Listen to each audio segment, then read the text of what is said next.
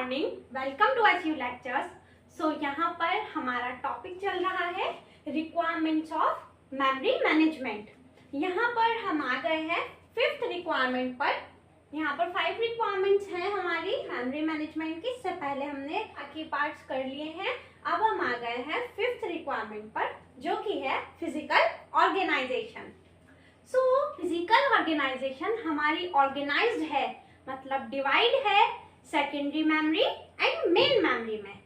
जो हमारी physical organisation है वो डिवाइड है, वो ऑर्गेनाइज्ड है सेकेंडरी मेमोरी में एंड मेन मेमोरी में। ओके, 2 मेमोरीज में हमारी जो फिजिकल ऑर्गेनाइजेशन वो ऑर्गेनाइज्ड होती है। सो हमारी जो मेन मेमोरी होती है वो बहुत फास्ट होती है, मतलब जो हमारी मेन मेमोरी होती है वो फास्ट एक्सेस प्रोवाइड करती है, और हमारी सेकेंडरी मेमोरी जो होती है वो बहुत स्लो होती है। पर जो हमारी मेन मेमोरी होती है उसका कॉस्ट हाई होता है, और जो हमारी सेकेंडरी मेमोरी होती है उसका कॉस्ट हमारा लो होता है, वो चीपर होती है। चीपर मतलब सस्ती होती है। ओके, सो हमारी मेन मेमोरी होती है वो स्लो वॉलेटाइल होती है, मतलब मेन मेमोरी प्रोग्राम को शॉर्ट टर्म के लिए स्टोर करके रखती है। मतलब जो हमारी मेन मेमोरी होती है वो टेम्परेरीली प्रोग्राम को स्टोर करके रखती है, इंस्ट्रक्शंस को स्टोर करके रखती है। और हमारी जो सेकेंडरी मेमोरी होती है वो नॉन वॉलेटाइल होती है, मतलब सेकेंडरी मेमोरी हमारी लॉन्ग टर्म के लिए यूज होती है।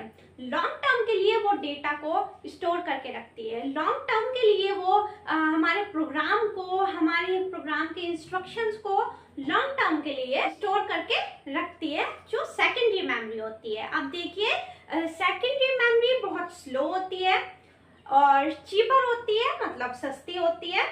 एंड हमारी जो सेकेंडरी मेमोरी होती है वो नॉन वॉलेटाइल होती है, मतलब लॉन्ग टर्म के लिए वो डेटा को, या हम कह सकते हैं प्रोग्राम को, लॉन्ग टर्म के लिए वो प्रोग्राम को, उसके इंस्ट्रक्शन को स्टोर करके रखती है।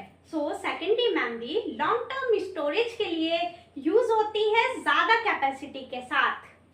सो ये थी हमारी मेमोरी मैनेजमेंट की 5th रिक्वायरमेंट, फिजिकल ऑर्गेनाइजेशन। सो मुझे लगता है आप लोगों को अच्छे से समझ आ गया होगा।